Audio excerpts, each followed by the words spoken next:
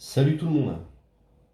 Alors on va juste prendre 2 minutes pour voir si les problèmes de censure de séances vidéo sont réglés. Je vais tenter de lancer une séance vidéo sur Frib. Et je peux pas tout.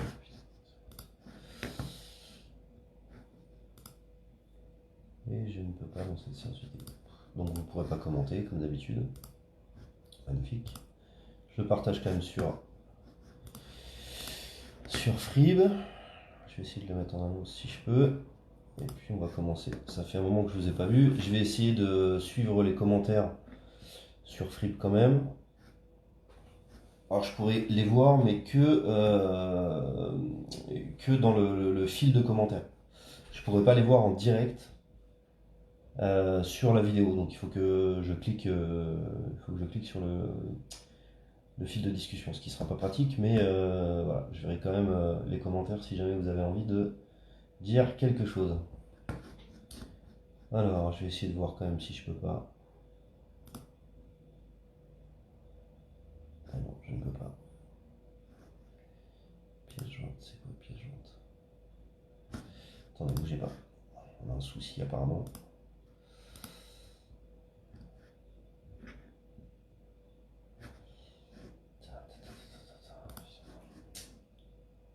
Bon, tant pis, on va faire comme ça.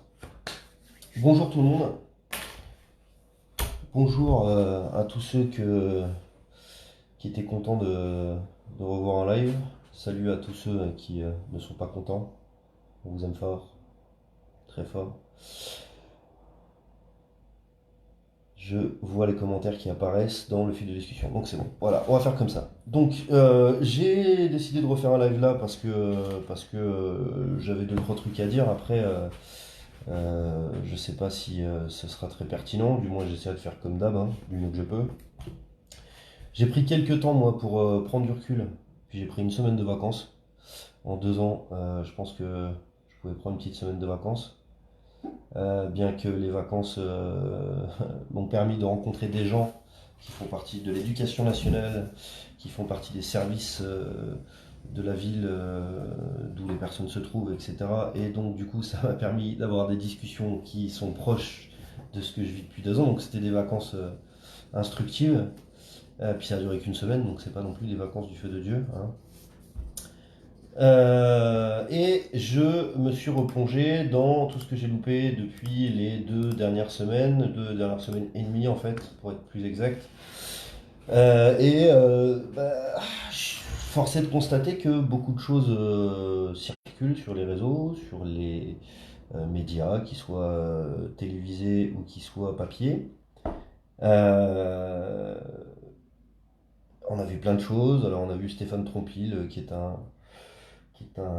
député qui a été condamné pour agression sexuelle mais qui n'est pas exclu par la République en marche. On a vu Darmanin, la nouvelle nomination du gouvernement, le sketch que ça a procuré. On a vu un ministre qui s'appelle Darmanin dire par exemple que lorsqu'on lui reproche des faits d'agression sexuelle, voire de viol, qu'en plus de ça, ses avocats ne réfutent pas certaines agressions, certains comportements qui sont complètement inadmissibles d'un homme envers une femme. On voit ce mec nous balancer qu'il a aussi eu une vie de jeune homme, lui. Alors, je sais pas quel genre de vie de jeune homme il a eu, mais moi, dans ma vie de jeune homme, du moins l'éducation que j'ai eue, le viol faisait pas partie des délires de soirée et les agressions sexuelles non plus. Donc c'était plutôt apéro et blague vaseuse, à la limite. Blague vaseuse. Mais pas de viol ni d'attouchement, c'était pas dans nos délires ça. Donc je sais pas quel genre de vie de jeune homme il a eu, mais en tout cas, j'ai pas eu la même que lui. Et heureusement d'ailleurs. Quoique ça aurait pu m'amener à être ministre, on sait pas, puisque de toute façon, pour avoir une place là-dedans, il faut soit être vendu, soit être corrompu, soit avoir fait du détournement de fonds, du viol, du deal de coke, je sais pas. Enfin bon, bref. En tout cas, les plus gros voleurs, détourneurs, corrompus, menteurs, violeurs, et peut-être même assassins, puisque eux vendent des armes à des pays qui font la guerre. Moi, j'en vends pas. Donc, je me dis que finalement, je suis beaucoup plus honnête qu'eux. Et au moins, moi, je peux dormir le soir sur mes 2 oreilles, comme beaucoup de gens dans ce pays qui galèrent et qui essayent de s'en sortir tous les jours. Eux, au moins, ont la possibilité de dormir sur leurs 2 oreilles. Je vous avoue que j'ai pris pas mal de notes sur en ce qui concerne le vaccin, par exemple. Alors le vaccin, tout le monde est en train de péter les plombs sur le vaccin, un peu comme tout le monde est en train de péter les plombs sur les masques.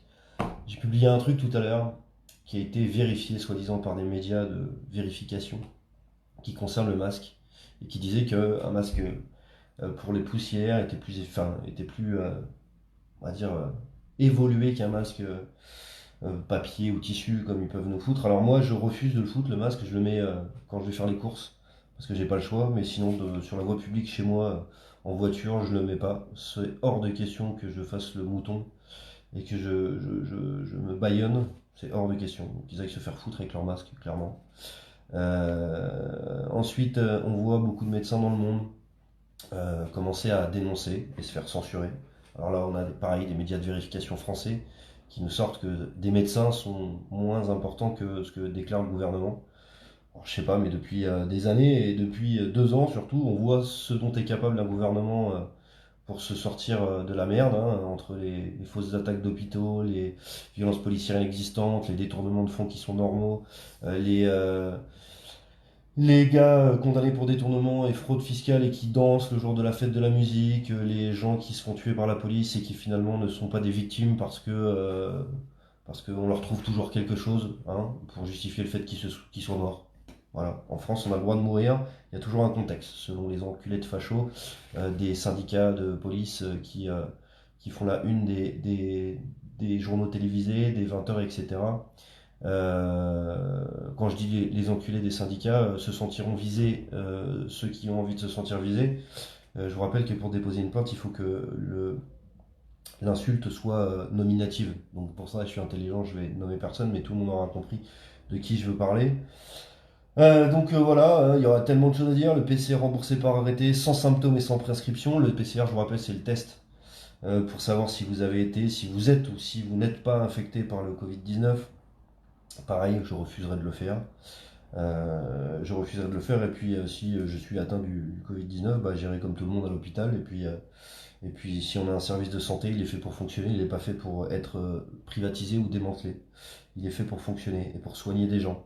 C'est-à-dire en les traitant comme des patients, des êtres humains et en prenant soin d'eux, pas en les prenant comme des vaches à lait qui payent des fortunes en assurance, en complémentaire santé, en tout ce que tu veux, pour au final se faire traiter comme des numéros de série par des gens qui sont sous-payés et sous-équipés, à qui on demande de faire des miracles avec leur bite et leur couteau, qu'on applaudit aux 20h et qu'on gaze et qu'on matraque et à qui on éclate la gueule dans les manifs, comme c'est le cas pour les pompiers, pour les personnes se revendiquant de certains mouvements comme celui des Gilets jaunes.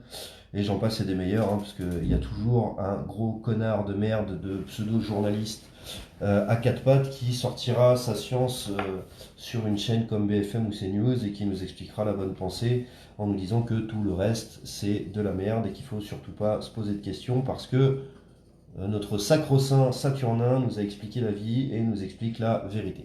Voilà. C'est dommage parce que moi je pense pas comme ça. Gros. Alors, je voulais faire je voulais faire tout un truc sur le Covid et puis finalement, les jours ont passé, j'avais noté des trucs, et puis j'ai vu un peu en reprenant tout ce qui se disait autour de tout ça, tout ce qui gravitait autour de ce qui se passe en ce moment, et il y a plusieurs choses qui sont ressorties.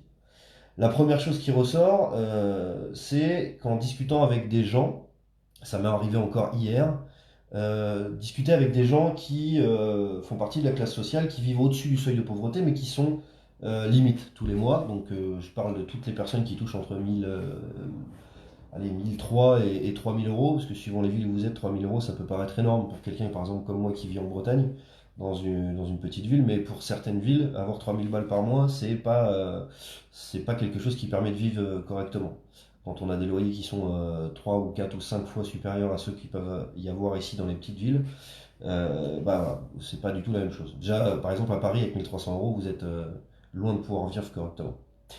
Euh, et j'en parle même pas dans les autres régions ou dans les autres grandes villes. Mais enfin bref, je déblatère pour rien. Tout ça pour vous dire que je discute avec des gens comme ça et la plupart du temps j'ai le même discours, c'est-à-dire non mais attendez là, mais s'ils commencent à vouloir toucher au code du travail, s'ils veulent toucher au paiement des salaires, etc., ça va pas le faire, il va falloir qu'on sorte. Alors là, forcément, je leur explique ce qui se passe depuis 2 ans. Je leur explique qu'il y a beaucoup de gens, des médecins, des infirmières, des médecins, femmes et hommes. Hein. Là, toutes les catégories socioprofessionnelles dont je vais parler, je parle d'hommes comme de femmes. D'ailleurs, quasiment toutes les catégories socioprofessionnelles étaient dans la rue, ce sera plus simple et plus court. Tout ça pour dire que tous ceux qui se revendiquent du mouvement des Gilets jaunes font partie d'une classe socio-professionnelle, peu importe laquelle, sauf de la classe politique. Ceux-là, on les voit sur le bord des manifs dans des petites cahutes à vendre leurs petits journaux, à donner leurs petits tracts et à chercher des électeurs. Et c'est là que je veux en venir. Depuis le début du mouvement des Gilets jaunes, plus particulièrement depuis décembre 2018, j'ai eu l'occasion de rencontrer des gens comme Étienne Chouard, des gens aussi qui font partie d'article 3, mais qui font partie d'autres collectifs qui veulent changer les choses, en commençant par la première des choses à changer, c'est-à-dire la récupération de notre souveraineté populaire en modifiant la Constitution et en arrêtant, en coupant l'herbe sous le pied à des politiciens qui se servent d'institutions détournées de leurs principes fondamentaux, détournées de leurs principes premiers, pour gagner du pognon, avoir des places et des sièges. Je vois qu'il y en a que ça fait rigoler. Vous savez, moi, quand je vois des gens rigoler aujourd'hui de tout ça, je suis plutôt triste pour vous, en fait. Il y a une époque, ça aurait pu m'énerver, parce que j'aurais pu être peut-être attaqué personnellement en me disant que c'est de moi que vous vous foutiez, mais en fait, c'est de votre propre bêtise. Enfin, c'est votre propre bêtise que vous affichez en rigolant. Premièrement, parce que vous ne comprenez pas ce qui est en train de se passer, et je ne comprends pas non plus tous les tenants et les aboutissants de ce qui se passe, mais j'essaye d'ouvrir les yeux. Et deuxièmement, parce que en perdant votre temps sur des réseaux sociaux à rigoler comme ça et à perdre votre temps tout seul, parce que finalement, à part 3 émoticônes qui rigolent, c'est tout ce que je vois de toi ou de vous qui vous foutez de ma gueule. Voilà, demain, je ne saurai toujours pas qui vous êtes et j'en aurai toujours strictement rien à foutre. Donc voilà, perdez votre temps. Quand il sera l'heure de pleurer, vous serez les premiers à arrêter d'envoyer des émoticônes de merde. Je continue. Avec tout ça, avec le recul que j'ai pu prendre et avec les 2 années passées à apprendre énormément de choses, d'énormément de personnes, d'énormément de secteurs différents, avec énormément de compétences que je n'ai pas et que je n'aurai peut-être jamais, et de connaissances que je n'ai pas et que je n'aurai peut-être jamais, j'ai appris au moins une chose, et je pense que pour moi c'est une des choses qui est la plus importante dans tout ce qui se passe aujourd'hui, c'est que on vit dans un monde où dès qu'on commence à se poser des questions, les politiques, les gens qui ont de l'argent, les lobbies, toutes ces personnes qui dirigent et qui tiennent les ficelles, font en sorte de nous plonger dans un brouillard. Quand on se retrouve dans un brouillard, je vais essayer d'imager parce que c'est comme ça que je le vois, quand on se retrouve dans un brouillard, on n'a plus aucun repère et forcément on a peur de ce qu'il y a dans le brouillard, on a peur de ce qu'on ne sait pas, donc on panique. Quand on panique, on est donc sous le joug de l'émotionnel, et c'est dans l'émotionnel que les gens qui nous dirigent arrivent à nous faire exactement ce qu'on veut. C'est-à-dire, aujourd'hui, c'est l'exemple que je prends, on vous dit que ce truc-là, donc là vous allez avoir l'AFP, les médias de vérification, les grands sachants des 20h de BFM, CNews et toutes ces merdes à la con, plus tous les ministres qui sont payés grassement et qui sont incapables d'avoir un discours cohérent d'une émission sur l'autre, puisque faut toujours être d'accord avec le grand patron. On vous fait croire que cette merde-là, eh ben, ça protège quelque chose. Alors là où je suis d'accord, c'est que quand vous le mettez, si vous toussez, eh ben oui, évidemment, les postillons ne vont pas se retrouver à se balader à droite à gauche. Par contre, juste un truc, j'ai essayé juste comme ça parce que je voulais pas mourir con. Je me suis dit, je vais faire un test tout seul à la maison. J'ai pris ma cigarette, j'ai fait ça. Et en fait, toute la fumée s'est retrouvée à se balader à droite à gauche. Alors vous me direz, j'ai la barbe, j'ai ceci, j'ai cela. Tu ne l'as pas croisé, donc on va le recroiser. Hop. Puis on va retirer une taffe. Parce qu'on m'a dit à la télévision que ça me protégeait d'une maladie mortelle qui devait tous nous faire peur et nous empêcher de nous serrer la main et de nous faire des bisous et de nous dire bonjour. Le fameux Covid-19. Alors j'ai réessayé en croisant, comme ils disent à la télé, en le mettant bien comme ça, bien plaqué bien tiré, et ben, ça passe toujours.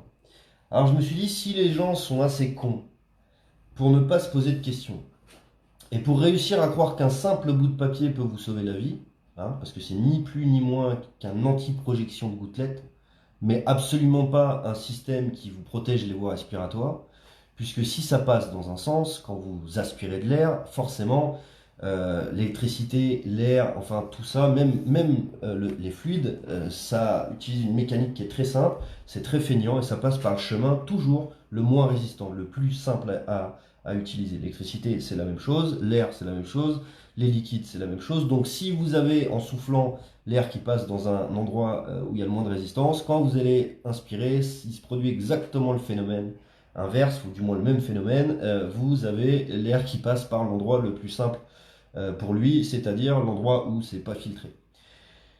Donc quand vous êtes dans un magasin, quand vous êtes à l'extérieur peut-être un peu moins parce qu'il y a du vent, mais du moins dès que vous vous retrouvez dans un endroit clos, vous avez par exemple un magasin et là vous allez avoir des milliers de personnes qui vont se balader dans la journée pour aller faire leurs courses. Vous avez donc des milliers de particules en suspension dans l'air comme dans tous les lieux clos et avec cette merde, bah, vous respirez exactement comme si vous n'en aviez pas les particules qui sont en suspension autour de vous. C'est juste logique, c'est facilement prouvable, vous pouvez le faire. D'ailleurs, je vous invite à faire un truc, allumer une bougie parfumée et regardez si vous sentez pas le parfum avec ce truc-là. Vous allez me dire, oui, mais ça n'a rien à voir, c'est pas un virus. Alors, ok, très bien, un virus est peut-être plus fin, d'accord. Mais si vous arrivez à sentir le parfum d'une bougie, qui est censée donc avoir des particules plus épaisses, le virus, lui, c'est pas du parfum, mais à mon avis, il passe quand même, hein. C'est quelque chose de très logique. Donc, tout ça pour dire quoi? On se retrouve dans un méli-mélo, une espèce de brouillard. Et quand des gens comme Franck Lepage, comme Étienne Chouard, comme Anis Lachneff, comme beaucoup de personnes qui tentent d'essayer de vulgariser des choses complexes, complexifiées volontairement d'ailleurs, mais quand vous avez des gens qui tentent de faire ça, on essaye de les faire passer pour des guides, des druides. Alors, on pourrait parler aussi de du médecin marseillais dont j'ai oublié le nom là tout de suite maintenant, qui s'appelle Raoul, professeur Didier Raoul. Toutes ces personnes-là qui essayent d'alerter sur certaines choses, on les fait passer pour des guides, des leaders, des tarés, des fous, enfin bref, tout un tas d'adjectifs sympathiques, alors que ces gens essayent simplement de vous filer des souffleurs pour dissiper le brouillard. Après, libre à vous d'utiliser ces souffleurs, libre à vous de vouloir dissiper le brouillard pour avoir moins peur, libre à vous de commencer à vous poser des questions et de brancher des fils. Je sais que sur ce groupe, il y a des gens qui le font, je sais que sur d'autres groupes, il y a des gens qui le font différemment. Je ne suis pas toutes les idéologies de tout le monde et j'adhère pas à toutes les façons de voir les choses. J'ai ma propre façon de voir les choses. Mais on en arrive à un point où la question me revient souvent, comment faire pour retrouver l'esprit du 17 novembre 2018 où tout le monde était dans la rue sans se poser de questions, ou du moins sans se demander qui était à côté de lui, mais en remettant en question l'État qui nous dirige, le gouvernement qui nous dirige et la voie dans laquelle ils veulent tous nous amener. J'ai été critiqué énormément parce que j'essaye de rester droit dans ce que je dis, j'essaye de pas me laisser piéger comme j'ai pu me faire piéger par le début, parce que forcément quand on débarque dans tout ce bordel, on est plein de bonne volonté, on a envie de changer les choses en claquant des doigts et on a envie de croire à des choses positives aussi stupides qu'elles puissent paraître sans avoir au départ le recul nécessaire, et puis bah voilà, on se plante, donc on prend le recul nécessaire et on remet les choses en question. Et là, vous avez beaucoup de mouches qui tournent autour du pot de miel, d'abeilles qui tournent autour du pot de miel et qui veulent parce que vous avez un groupe de 150 000 personnes, que vous diffusiez des messages à la con ou des messages qui sont complètement extrémistes, d'appel à la haine, d'appel à la violence, etc., etc., etc. Euh, le recul m'a permis aussi de comprendre que les gouvernements, c'est pas la paix sociale qu'ils veulent. Si la paix sociale était voulue par les gouvernements, vous comprenez bien que le ruissellement serait déjà mis en place de façon légitime, de façon humain ou humaine. Vous comprenez bien que la fin du monde, avec les milliards que certains ont dans les poches, elle n'existerait pas. Vous comprenez bien que les fabricants d'armes n'existeraient pas non plus, etc., etc. Donc quand vous avez des lobbies qui fabriquent des armes, et que ces mêmes lobbies fabriquent des médicaments, et que ces mêmes lobbies financent des partis politiques, et que ces mêmes partis politiques vous disent que vous avez le pouvoir en choisissant, Vous comprenez bien que vous n'avez non seulement aucun pouvoir, et ça c'est encore très facile de le comprendre, il suffit simplement de lire la Constitution française, et pas tous les articles, hein. Certains vous disent clairement que vous n'avez plus de pouvoir, et que vous ne l'avez quasiment jamais eu en fait au final. Et on en vient à ce que je voulais dire au départ. Il y a deux types de personnes aujourd'hui, peut-être trois, allez, grand maximum. Il y a des citoyens. Et être citoyen, c'est pas être blanc, c'est pas être noir, c'est pas être Black Lives Matter ou All Lives Matter ou j'en passe et des meilleurs. Être un citoyen du monde, être un citoyen français, c'est être un être humain, c'est-à-dire n'importe quelle couleur de peau, n'importe quelle croyance, n'importe quel genre, n'importe quel goût, hein. Chacun fait ce qu'il veut. Mais être un citoyen, c'est respecter le fait que chacun est libre de penser ce qu'il veut à partir du moment, et seulement à partir du moment où ça respecte les droits de l'homme et du citoyen, c'est-à-dire ne pas tuer, ne pas torturer et ne pas mettre en esclavage. C'est à peu près les trucs les plus importants, avec le droit à la propriété, le droit de vivre dignement, le droit d'être nourri, le droit d'être soigné. C'est des choses qui paraissent logiques. Je pense qu'aujourd'hui, les mots qu'on peut voir sur notre drapeau, liberté, égalité, fraternité, pour l'avoir répété des centaines de fois, n'existent que sur ce fameux drapeau, mais plus du tout dans la réalité. Je pense que la peur, elle va évoluer parce qu'aujourd'hui, la peur, elle est voulue pour vous faire taire, elle est voulue pour que vous acceptiez de perdre vos libertés pour de la sécurité. Rappelez-vous qu'une chose, c'est que plus vous perdez vos libertés facilement et plus il sera difficile de les récupérer. Si c'était pas vrai, on n'aurait pas eu toutes ces guerres dans le monde de populations qui se soulèvent pour couper des têtes ou pour tuer des bourgeois qui accaparaient l'argent, le pouvoir, les médocs et j'en passe et des meilleurs. Et donc on a ces citoyens d'un côté et de l'autre côté on a des électeurs.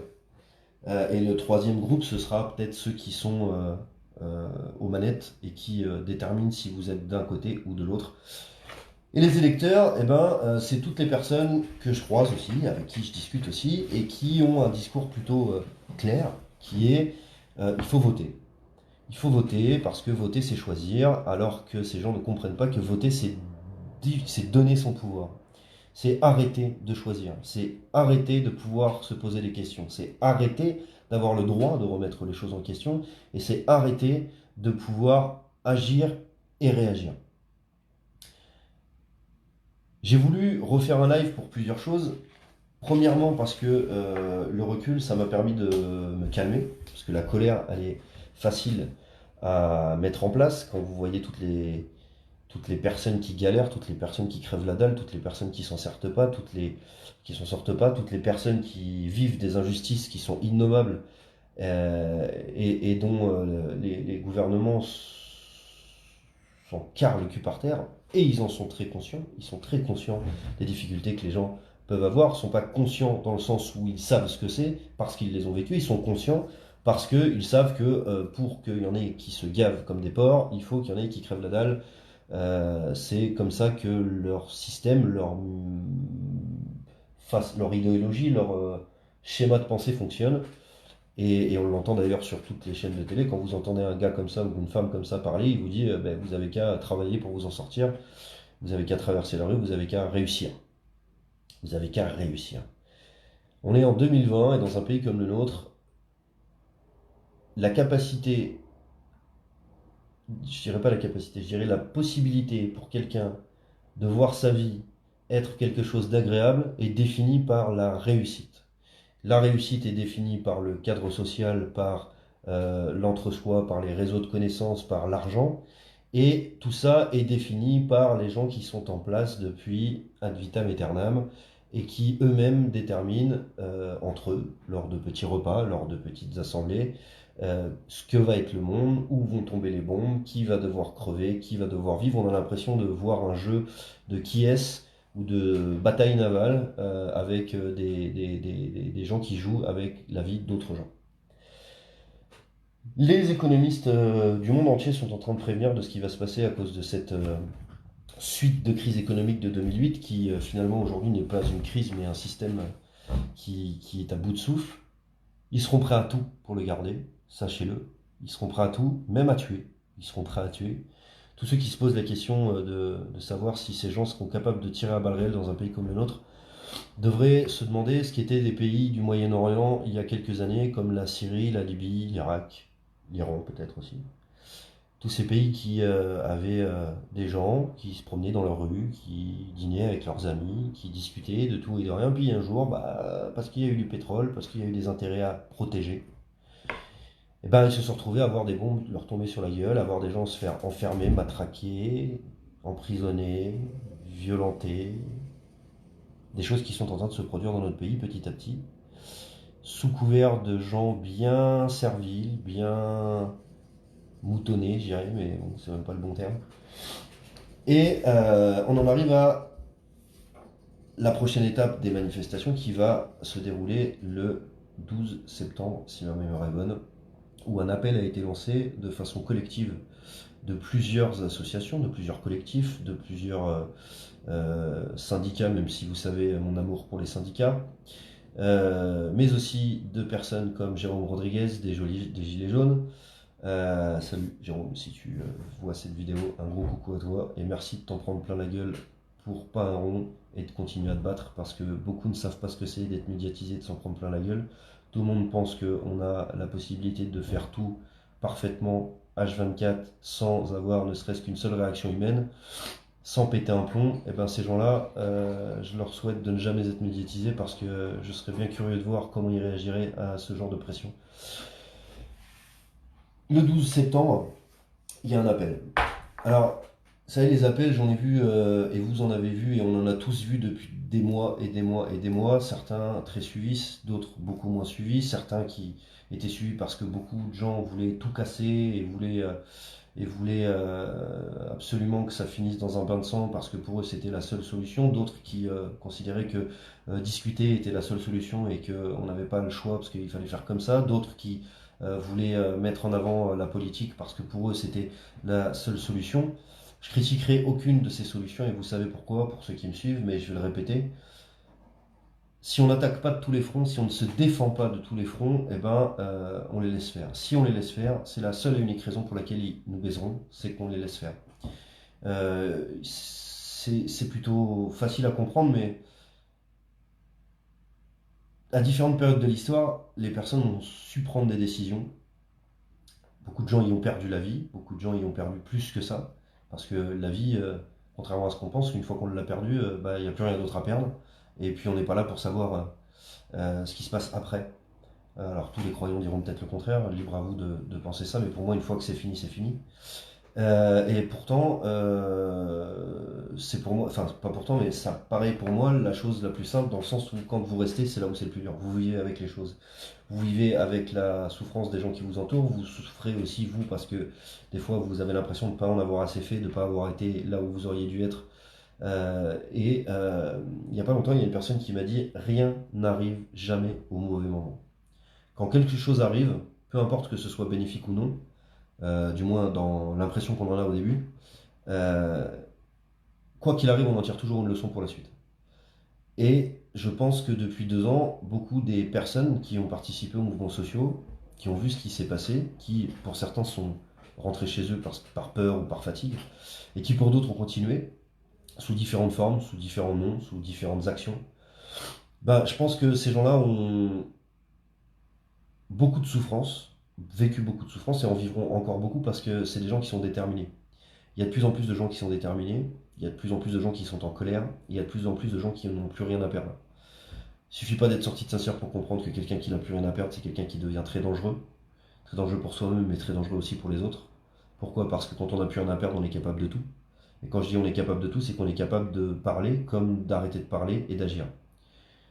Le message que je vais passer à la fin de ce live, et je vais terminer là-dessus, c'est que une fois qu'on n'a plus rien à perdre, une fois qu'on n'arrive plus à se poser de questions et une fois que le brouillard est trop épais, bah, on finit par faire tout ce qui est possible pour dissiper ce brouillard et pour changer les choses. Et quand je dis tout ce qui est possible, c'est on est capable de tuer, on est capable de péter un plomb et de commettre l'irréparable, et on est capable surtout de se battre jusqu'à ce qu'on ne puisse plus le faire. Les gouvernements attendent peut-être ça, que de plus en plus de gens pètent un plomb. Les gouvernements s'attendent peut-être pas à ce que les gens le fassent de façon massive. En attendant, la fin de l'année et le début de l'année prochaine vont être compliqués pour beaucoup d'entre nous. Beaucoup d'entre nous, et beaucoup s'en rendent pas encore compte d'ailleurs. Mais je suis persuadé d'une chose, c'est que les prochaines années vont être très compliquées, mais tout changement est compliqué au départ. Et je suis persuadé que si on n'agit pas maintenant, et ça je le dis aussi depuis 2 ans, si on n'agit pas maintenant, ce sera encore plus douloureux par la suite. Parce qu'une fois qu'on aura les pieds et les mains liés, une fois qu'on n'aura plus la possibilité de parler, de s'exprimer, de contredire, de remettre en question, eh ben, là ce sera beaucoup plus violent. Et ce sera violent contre nous, contre les gens qui veulent vivre dignement, contre les gens qui veulent se poser des questions, contre les gens qui pensaient être dans les normes, dans les clous, dans les règles, respecter respecter la loi d'État, la loi gouvernementale. Tous ces gens-là, quand ils vont se rendre compte que leurs libertés ont disparu, ça va leur faire très très mal. Et ça deviendra très violent pour ceux qui, encore plus violent que ça a été d'ailleurs, même beaucoup plus violent que ce que ça ne l'a été, pour les gens qui péteront un plomb et voudront changer les choses.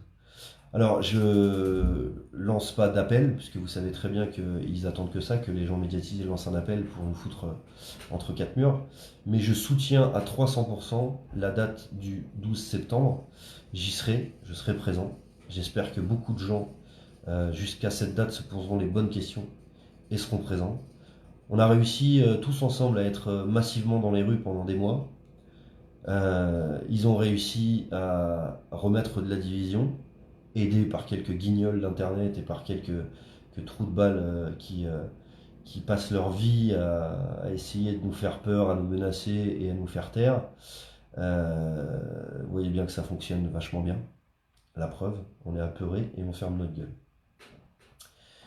Donc j'espère que vous serez là, j'espère qu'on sera tous là, j'espère qu'on changera les choses petit à petit, mais suffisamment avec suffisamment de détermination pour qu'on ne recule pas et qu'on n'aille pas en arrière, parce que je vous garantis que si on recule, derrière c'est le vide, et qu'ils ne seront pas là pour nous rattraper, au contraire. Pour eux, on est de la main-d'œuvre, on est du consommable, on est un chiffre dans une liste de numéros qui ne leur est utile que pour une seule chose, faire du pognon, créer de la dividende, obtenir des richesses et du pouvoir, et passer la baguette aux meilleurs copains quand tout ce petit jeu est fini pour eux et qu'ils approchent de la fin. Voilà, en tout cas, la détermination, elle n'a pas faibli d'un seul iota. Elle n'a pas changé pour la simple et bonne raison que j'ai beau me poser toutes les questions du monde, j'ai beau me remettre en question dans tous les sens possibles et inimaginables, j'ai beau me dire que j'ai fait des erreurs, j'ai beau me dire que je suis pas parfait, j'ai beau me dire que peut-être je me trompe.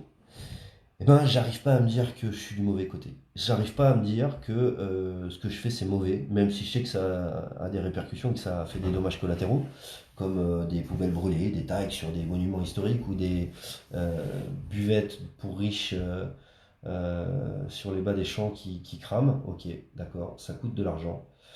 Mais je préfère que ça coûte de l'argent et qu'on sache pourquoi ça coûte de l'argent plutôt que de leur en donner gentiment et gracieusement, sans notre accord, par obligation, sans savoir ce qu'ils en font, enfin même si on s'en doute, et avec un dépit qui dépasse l'entendement. Donc voilà, moi j'y serai, je continue, je lâche rien.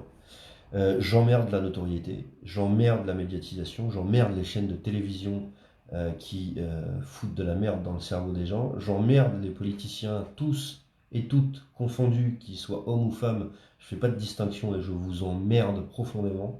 J'espère qu'un jour c'est vous qui vous cacherez dans les rues, et j'espère qu'un jour c'est vous qu'on ira attraper et qu'on ira foutre derrière les barreaux. Je vous rappelle une petite chose, parce que, à la limite je finirai là-dessus. Les objectifs de ce qu'on fait depuis le départ, on les rappelle peu souvent.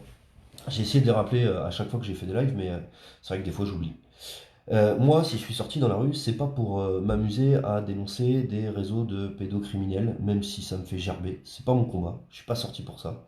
Je suis pas sorti non plus pour parler de réseaux d'entre-soi parisiens qui s'appellent francs-maçons ou j'en passe et des meilleurs. Je suis pas sorti pour ça, c'est pas mon combat.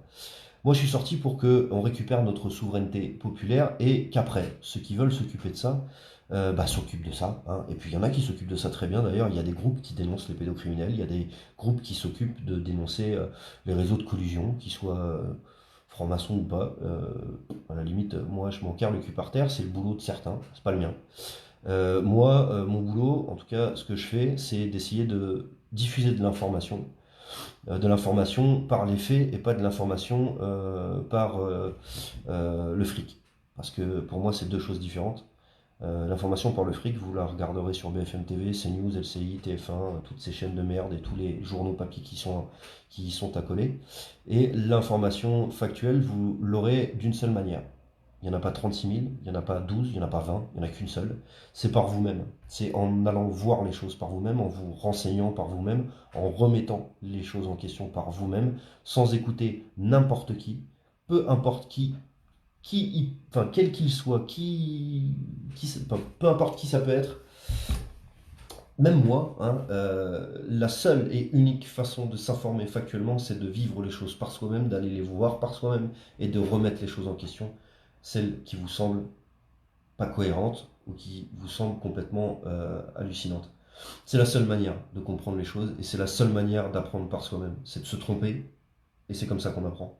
Si vous écoutez quelqu'un, vous aurez toujours une partie de l'information et pas celle qui vous intéresse. Si vous allez voir par vous-même, regardez les manifestations.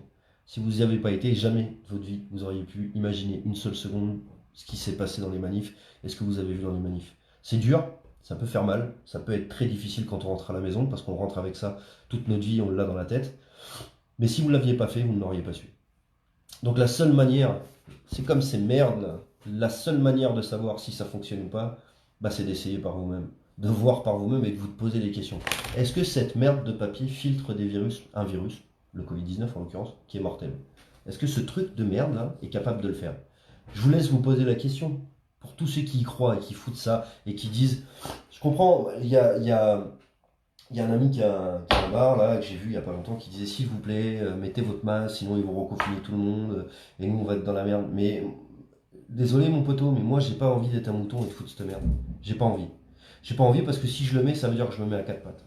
Alors je sais que pour les bars ça va être compliqué, je sais que pour beaucoup de monde ça va être compliqué, mais c'est hors de question que je fasse ma pute et que je me mette à quatre pattes. C'est hors de question. J'ai rien contre les prostituées, c'est une expression qui est sortie comme ça. Mais j'ai absolument pas envie d'être le genre de personne qui se soumet à une connerie monumentale, à un mensonge de masse. En plus de ça, le pire, c'est qu'ils vous le font payer.